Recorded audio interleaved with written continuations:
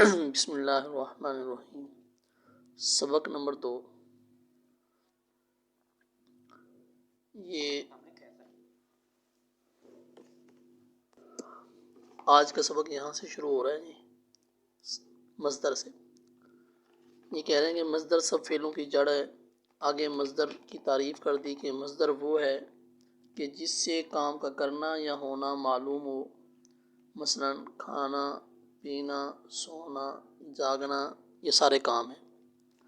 مصدر کی پہچان یہ ہے کہ اس کے آخر میں فارسی کے اندر لفظ دن یا تن ہوتا ہے، جیسے آمدن، سوختن، گفتن، یہ سارے مصدر کی پہچانیں ہیں۔ پہلی بات۔ دوسری بات یہ ہے کہ مصدر سے 6 فعل نکلتے ہیں۔ کیا مطلب؟ مصدر سے 6 فعل بنتے ہیں۔ ایک مصدر سے 6 گردانیں بنتی ہیں۔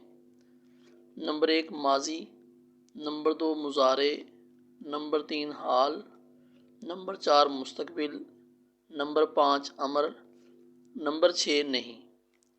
تو یہ چیزیں یاد کرنے کی ہیں کہ مصدر کی تعریف یاد کر لے انسان، اس کے بعد مصدر سے 6 فعل بنتے ہیں، ان 6 کے نام یاد کر لے۔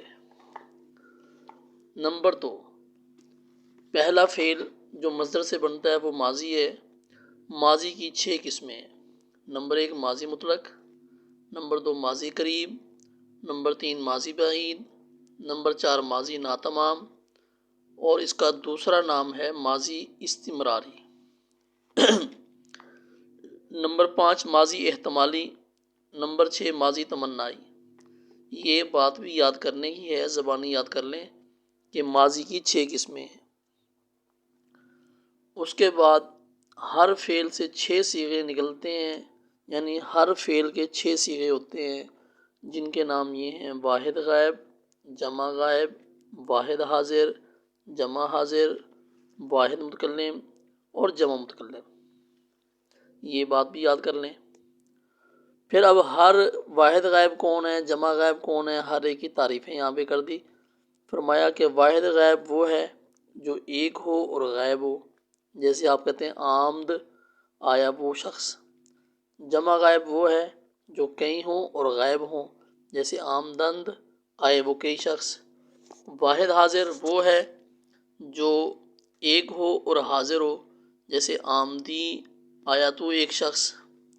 جمع حاضر وہ ہے جو کئی ہوں اور حاضر ہوں، جیسے آمدید، آئے تم کئی شخص۔ واحد متکلم وہ ہے جو بات کہنے والا خود اپنا کام بیان کرے، یعنی بولنے والے کو متکلم کہتے ہیں۔ اگر بولنے والا ایک ہے تو اسے کہتے ہیں واحد متکلم۔